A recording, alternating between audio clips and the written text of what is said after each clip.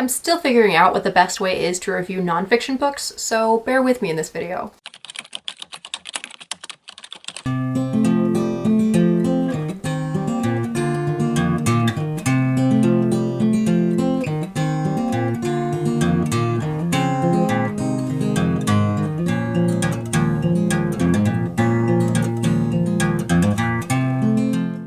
I finished The Wisdom to Know the Difference today. It is my first book of January. It is January 1st, so that's definitely dating this video, which I probably shouldn't do, but you know, I don't really care that much.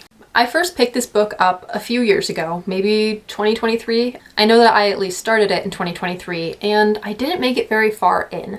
Part of that is that I just hadn't been reading a lot of nonfiction, especially like spiritual self-help type books, so it was a little bit hard for me to get into it.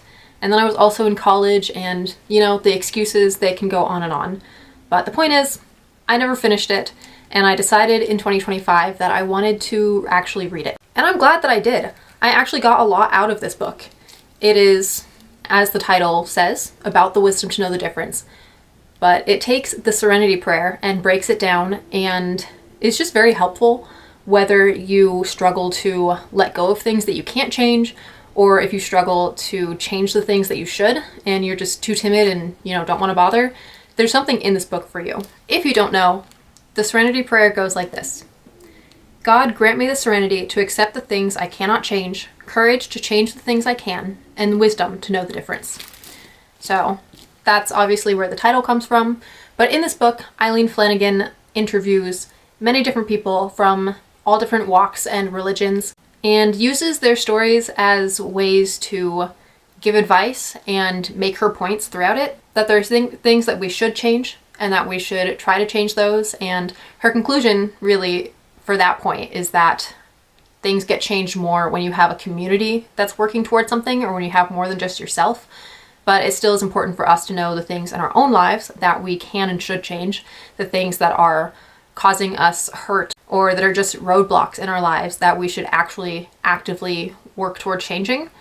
And then the things that we can't change, that we can do nothing about, and how it only hurts us to be frustrated about those things and to try to change them when there's nothing we can do about it anyway. And that's the acceptance part. There are things in our lives that we just need to accept. There are things in the lives of other people that we need to accept. And that can be very hard to do sometimes. But anyway, so she just goes through and breaks down the Serenity Prayer, and like I said, there's lots in this that is good.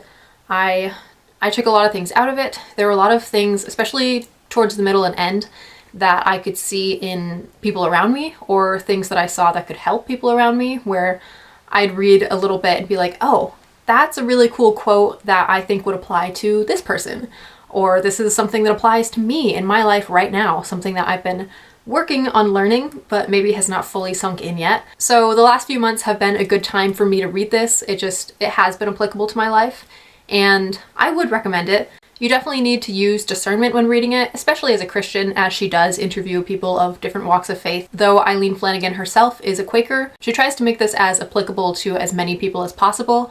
So she stays away from saying, oh, well, there is one true God and this is what he says and whatever. She stays away from anything that's polarizing, which I may not quite agree with, but that doesn't mean you can't get something out of it. So if you do decide to read this, just use discernment. Not everything she says is infallible or something that you need to take to heart, but there is a lot of good in this if you're willing to look for it, and just prayerfully read it and use discernment.